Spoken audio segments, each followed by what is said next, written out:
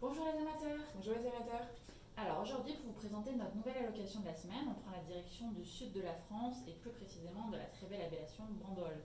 Donc avec le domaine de la Bégutte qui est l'un des domaines historiques de l'appellation et qui appartient à Guillaume Tary que justement Constance a eu la chance d'interviewer. Oui, exactement. Oui, je lui ai parlé donc, en début de semaine ou la semaine dernière. C'était vraiment très intéressant de discuter avec ce vigneron parce que j'ai pu en apprendre plus sur sa philosophie de travail. Donc il a repris ce domaine en 1996 et il a décidé de faire, comme il disait, de réveiller une belle endormie. Donc c'était un domaine à l'origine qui était à peu près de 7 hectares. Et aujourd'hui, ce domaine s'étend sur un petit peu plus de 20 près de 20 hectares. Et voilà, et c'est un domaine qui est sur un très beau terroir, dans le sud de la France évidemment, c'est très beau, mais c'est à côté de la Sainte-Baume, donc c'est un mont qui permet de calmer les influences des vents continentaux et surtout il bénéficie des influences maritimes. Donc c'est un climat assez rude comme il dit, mais tant pis, ça lui permet de faire des très beaux vins. Comment ça, il a une philosophie très naturel comme il dit, il veut vraiment être au plus proche de la nature parce qu'il s'estime chanceux d'être vigneron. Oui, ils sont en bio, hein, ils sont voilà, certifiés. donc il travaille en bio comme tu dis.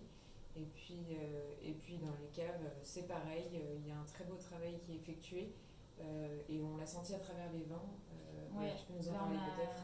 ouais. Alors on a dégusté aujourd'hui deux de leurs cuvées, donc le rosé et le rouge qui est une cuvée assez confidentielle d'ailleurs.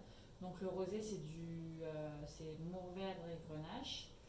C'est vinifié en cuve inox avec un petit élevage sur lit de 2 mois. Et ça c'est assez perceptible en bouche. Ouais, on sent une texture voilà, assez riche, un peu glycériné.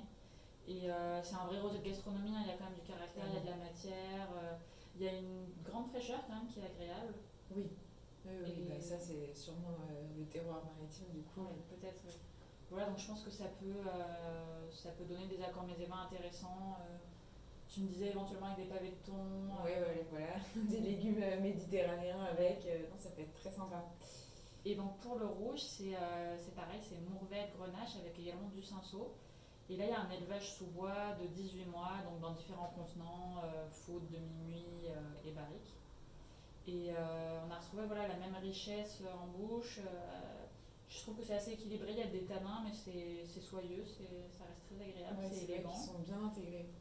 Au niveau des arômes, voilà, on est vraiment sur les fruits noirs, des notes glissées, comme tu disais.